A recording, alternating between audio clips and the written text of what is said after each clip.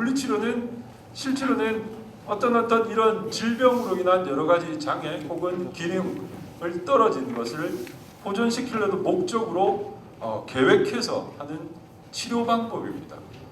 그런데 운동이 이렇게 잘 계획되고 그 다음에 적절한 목적을 가지고 그 목적을 이루기 위해서 전문적으로 계획이 된다 그러면 운동은 물리치료 중에 가장 많이 쓰는 치료 방법 중에 하나가 됩니다. 그러려면 어떻게 해야 될까요? 그러니까 결국은 내가 어떠한 운동을 하려면 그 이전에 내가 어떤 신체적인 혹은 일상생활에서 어떤 장애가 있고 혹은 지장이 있기 때문에 그 부분을 좋게 만들려고자 하는 목적이 뚜렷해야 되고 그 목적을 이루기 위해서 어떠한 신체 활동이 계획이 되고 기획되어야 되고 어떻게 진행해 나가면서 중간에 어떻게 확인하는 이렇게 잘 계획된 치료 과정이라는 거죠. 그래서 사실은 어떤 치료적인 개념에서의 운동은 내가 일상생활에서 열심히 걸어야지, 자전거 많이 타야지 이런 개념하고 약간은 다르다는 그런 걸 말씀을 드리고 싶어서 말씀을 드립니다. 그래서 이제 지금 아마 가방 안에 책이 한 권 들어있을 거예요. 파킨슨병 환자를 위한 운동이라는 작은 책을 저희 학교에서 작년에 만들어냈습니다. 여기는 결국 이 책이 그러니까 환자분들한테 운동이라는 것을 좀 알려드리고 어떠한 다양한 운동들이 있는지를 설명을 해드리고자 만들었었는데 그 중에 이제 이 가운데 앞에서 4가지 운동에 대해서 간단하게 소개를 해드렸어요. 이게 지금 저희가 이 책자를 만들어낼 당시까지 가장 파킨슨병 환자들에게서 시행된 효과적이고 검증이 된 혹은 신뢰할 만한 결과를 보내준 4개의 운동 연구를 간단하게 소개를 시켜드렸습니다. 그래서 거기들 보면 태극권은 6개월 이상 운동을 하니까 파킨슨병 증상뿐만 아니라 넘어짐을 좋게 만들었고 이후의 분석에서는 경제적인 비용까지도 많이 줄은 것으로 보이고 저항운동이나 트레드밀 운동, 이거 러닝머신이죠. 이거는 사실은 우리나라에서 하기 굉장히 힘듭니다. 1대1로 붙어가지고 길게는 24개월까지 봤어요. 이게 사실 불가능하죠. 우리가 엄청 돈이 많은 거니까. 근데 그렇게 한 운동에서는 운동 증상이 좋아지고 나중에 진행되는 것도 일부 막아주는 것처럼 보였어요. 요가는 이게 짧은 기간을 하고 단체로 운동하는 결과인데도 상당히 다양한 운동 증상뿐만 아니라 불안이나 우울 이런 부분도 좋아지게 만드는 효과를 보여요. 그래서 운동의 종류에 따라서 혹은 운동을 하는 방법에 따라서 사실은 너무 다양한 효과들이 있고 그런데 그러려면 적절한 목적이 있어야 되고 그걸 목적을 이루기 위해서 어떻게 구성하고 어떻게 시행하느냐 그걸 또 중간에 어떻게 중간중간 검증을 해 나가느냐 이런 과정들이 사실은 따라야 되는 거죠. 그래서 무작정 우리가 따라하기가 참 쉽지가 않습니다. 이제 이 연구는 너무 꼭 말씀을 드리고 싶은 연구인데 이게 네덜란드에서 재활치료 네트워크를 연구한 겁니다. 이게 네덜란드가 이 재활치료 방면에서 되게 이제 관심이 많아서 특히 파킨슨병 이게 왼쪽 지도를 보면 이게 짙은 색이 파킨슨병 전문 재활치료센터가 만들어져 있는 2008년도에 그 다음에 약간 연한 색은 파킨슨병에 대해서 일반적인 재활치료 그러니까 파킨슨병과 상관없이 다양한 물리치료를 해가는 일반적인 물리치료를 해가는 이런 곳이 있었어요. 지역별로. 그래서 이거를 비교를 했어요. 그러니까 파킨슨병 환자의 전문적인 재활치료를 받으면 일반적인 재활치료를 하는 분하고 어떻게 다른지를 보니까 2010년도에는 운동 증상이나 결과는 크게 다르지가 않은데 전문 재활치료를 받는 분이 의료 비용이 줄어들더라 라고 봤어요. 근데 2018년도에 이걸 좀 더 긴 기간 동안 추가 조사를 해보니까 전문적인 재활치료를 받으면 합병증이나 골절을 감소시키고 사망률이 감소되는 걸 확인을 했어요. 그래서 이런 네덜란드 전역에서 파킨슨병 전문적인 이제 오른쪽 그림을 보시면 짙은 색이 파킨슨병 전문 재활을 받을 수 있는 어떤 그 퍼센티지가 점점 늘어나고 있는 것을 보여주는 겁니다. 2012년에 비해서 2017년까지 이게 저런 짙은 색일수록 많은 환자들이 대부분 전문적인 재활치료, 언어치료, 작업치료를 받을 수 있는 것, 지역이 넓어지는 걸 보여줘요. 그러니까 네트워크 연구가 사실은 이제 시행하기 굉장히 어려운데 네덜란드 전역에서 이렇게 시스템이 갖춰져 나가고 있다는 거죠. 그래서 이 파킨슨병 치료가 결국은 약물 치료가 주가 되지만 이제 운동은 아주 중요한 보조적인 치료 방법이 되게 되는데요. 어떻게 해야 되느냐? 이제 우리 진료 가이드라인에는 초기에는 운동을 권유를 하고 그 다음에 경험이 있는 운동치료사에게 의뢰를 해서 맡겨라. 일상생활에 장애가 전혀 없으니까 운동의 종류와 상관없이 적극적으로 본인이 좋아하는 운동을 내가 생활하는 공간에서 충분히 할 수 있도록.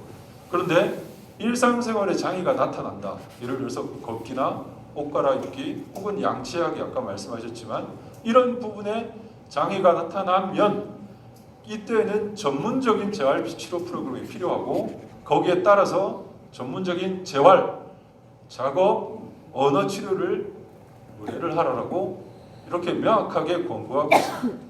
그래서 실제로 이제 파킨슨병 치료를 보는 우리나라 신경과 선생님들도 이거 다 알고 있거든요. 알고 있어서 저희가 작년에 한 번 더 확인해 봤습니다. 그래서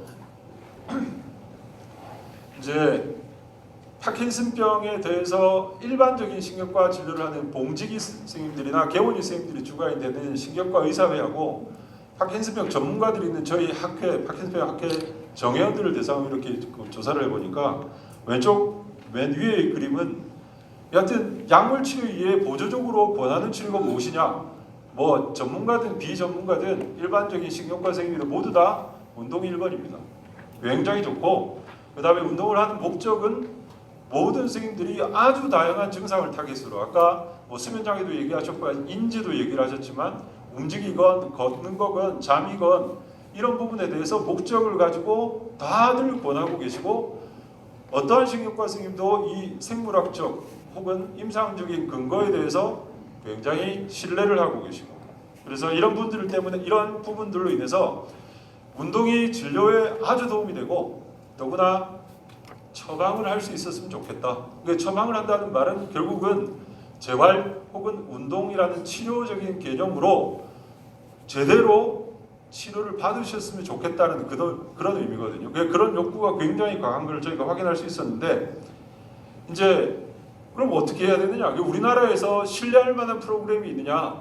그게 뭐 많은 이제 그 개별 연구자 선생님들이 운동 연구를 시행해 오셨지만 저희 이제 작년까지 2년간 질병청하고 그 비약물적인 치료에 대한 연구 과제를 지원을 받아서 저희가 앞서 보여드린 4가지 운동이 정말 우리나라에서 실행이 가능할까를 똑같이 디자인하고 시행을 해봤어요. 대신에 1대1은 안 되는 거죠, 우리나라에서. 그래서 대부분 그룹 운동으로 태극권과 저항운동, 요가는 이제 그 처음에 그 연구 프로그램을 대부분 그대로 살려서 단체 운동으로 그러니까 해서 만들었고 이제 자가 운동은 운동하는 장소까지 오지 못하신 분들을 위해서 이제 책자에 아마 그 자가 운동 홈 엑서사이즈가 나와 있습니다. 그 내용을 그대로 동영상으로 만들어서 유튜브로 해서 12주간 주 2회로 진행을 해서 봤더니 개별 운동이 다 도움이 됩니다. 어떻게든 운동 증상도 도움이 되고 보행도 안정적이 되고 그 다음에 심폐지구력이나 체력도 다 좋아집니다. 개별 운동마다 선호도가 조금씩은 다르고 어떤 식으로든 특징이 조금은 다르지만 어떻게든 도움이 돼요.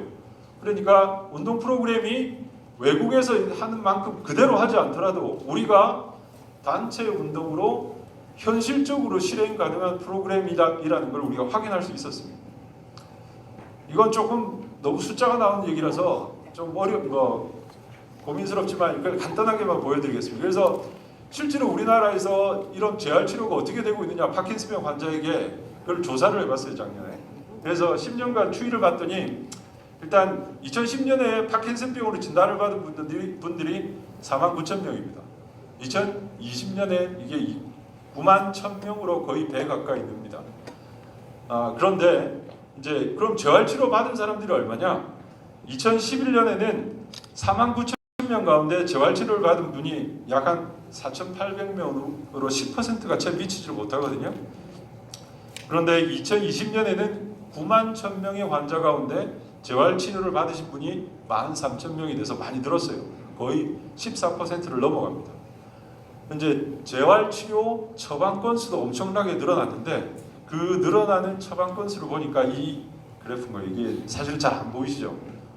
너무 자세한 숫자를 뭐 안 보여드리려고 그런 것도 있는데 파킨슨병 환자 1인당 연간 진료비가 2011년에 전체 환자 평균은 224만 원이었어요. 그게 2020년에는 426만 원으로 늘어나요. 그런데 재활치료를 받은 오른쪽 그림의 자료를 보면 2011년에 재활치료를 받은 환자들의 그 평균 진료비가 877만 원으로 약 한 3배가 되죠.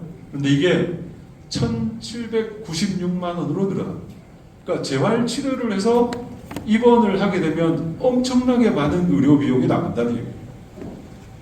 이게 왜 이럴까요? 그래서 이제 실제로 재활치료를 받는 환자는 13,000명에 불과합니다. 그 중에 대략 10,000명 이상이 입원을 하거든요.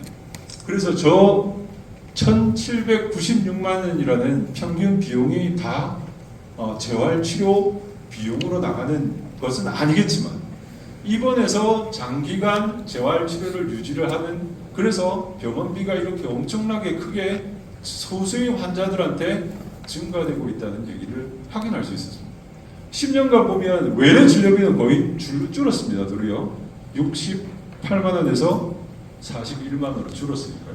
저는 이게 정기적인 재활치료를 주 2회 4주 이상 유지하는 것만 봤을 때 2011년에는 2,900명이었는데 2020년에는 9,000명으로 많이 늘었습니다. 그런데 숫자를 한번 보세요. 전체 환자 수하고 입원 환자 수하고 똑같죠. 외래에서 정기적인 재활치료를 받는 환자가 200명에서 700명 정도로 늘어나긴 했지만 이게 전부 입원해서 시행하던 환자가 일부가 외래에서 진행되고 있는. 그러니까 외래에서 환자의 병의 질병의 단계나 혹은 장애 정도에 맞추어서 계획되고 정기적으로 진행되고 있는 외래에서 시작되는 재활치료는 아예 없다는 얘기입니다. 전부 장기적인 입원을 통해서 진행이 되고 있고 주로 이는 재활요양병원에서 엄청난 처방을 때리고 있다는 얘기죠. 그래서 우리가 급여 기준을 다시 한 번 더 찾아봤는데 사실은 파킨슨병의 재활치료 급여 기준은 없습니다. 뇌 질환에 대한 재활치료는 대부분 뇌손상이나 뇌졸중, 급성기 뇌손상을 받은 환자에 집중이 되어 있습니다. 그래서 진행하는 신경퇴행성 질환의 경우에는 개별적으로 판단한다라고 되어 있습니다. 그래서 급성기 초기에 2년간 재활치료를 받을 수 있다는 문구가 앞에 있거든요. 뇌졸중이나 뇌손상. 그러니까 파킨슨병 환자들에도 똑같이 이게 적용이 되는 줄 알고 대부분의 재활치료 병원에서는 파킨슨병이 진단된 초기에 일상생활에 아무 문제가 없는데 재활치료를 엄청 처방을 하시고 실제로 2년이 지나면 이거 재활치료 제가 못 해드립니다 라고 얘기를 해서 치료를 아예 안 해주는 경우도 생깁니다. 이게 현재 이제 실제죠. 근데 뭐 이거는 사실은 파킨슨병 환자분들이 파킨슨병 협회 설문조사에서 진행을 한 설문을 보면 전문적인 운동 프로그램을 진행을 하고 계시는 분이 얼마나 되시는지 보려고 이제 이 자료를 찾아봤거든요. 대부분 그냥 혼자서 걷는 게 가장 많아요. 자전거 타기. 이건 계획된 운동이 사실은 전혀 아니죠. 어떤 목적을 가지고 하는 운동이 전혀 아닌데 그럼 왜 이렇게 전문적인 운동 프로그램을 그러니까 하지 않으시냐고 물어봤더니 거의 70%의 답이 경제적인 부담 때문에. 그래서 재활치료 혹은 운동이 의료보험 급여 혹은 산정특례 혜택이 되었으면 좋겠다라고 바라는 부분이 굉장히 컸습니다. 그래서 이제 제가 그냥 마지막으로 정리하는 말씀을 드리겠습니다. 이제 운동을 혹은 재활치료를 우리가 하자 그러면 일단 첫 번째 기능에 제한이 없고 일상생활에 아무 제한이 없는 초기 환자분들한테는 제일 효과가 큽니다. 왜? 질병의 진행 단계를 늦춰줄 수 있으니까. 그래서 그분들한테는 집 가까운 일상생활에 가까운 어떤 운동센터에서든 파킨슨병 전문 운동 프로그램 네트워크를 갖춰서 집에서 가깝게 일상생활에 전혀 지장이 없으니까 생활하시면서 운동을 유지할 수 있도록 하는 그런 전문 운동 프로그램 네트워크가 필요할 거고, 나중에 진행해서 일상생활에 제한이 있고 내가 생활하는데 지장이 있으면 그게 말하는 거든 혹은 내가 조그만한 뭐 생활에 어떤 장애가 있든 혹은 물리치료든 간에 전문 재활치료 프로그램 그러니까 그러니까 의뢰 시스템을 만들어가지고 이거 하려면 어떻게 해야 돼요? 결국 재활의학과 선생님들하고 저희하고 같이 상의해서 서로 의뢰하는 어떤 또 하나의 의뢰 시스템 네트워크를 만들어야 됩니다. 그럼 이게 그냥 만들어질 수가 있느냐? 사실은 안 되죠. 그러니까 적절한 급여화 방안, 예를 들어서 처방을 내고 그 처방에 대해서 적절하게 보험 급여를 해줄 수 있는 이런 급여화 방안이 없으면 사실 저런 네트워크를 혹은 저런 의뢰 시스템을 저희가 만들어 드릴 수가 없는 거죠. 이제 혹시 저 미국의 의료보험 제도를 아십니까? 메디케어라고 하는데 아주 후진적입니다. 그러니까 메디케어는 우리나라 의료보험제하고 비슷한 시스템이긴 한데 이제 보장해주는 범위가 아주 적기 때문에 개인적으로 사보험이 없으면 미국에서 제대로 된 진료를 받기가 엄청 어렵습니다. 메디케어 하나 가지고 보장해주는 범위가 너무 작기 때문에. 그래서 적절하게 전문적인 치료를 받으려면 내가 개인적으로 사보험을 들어야지 그 사보험에서 커버를 해주는 거거든요. 그런데 제가 알기로는 메디케어가 우리나라 의료보험보다 분명하게 한 가지가 좋은 게 있습니다. 그게 뭐냐?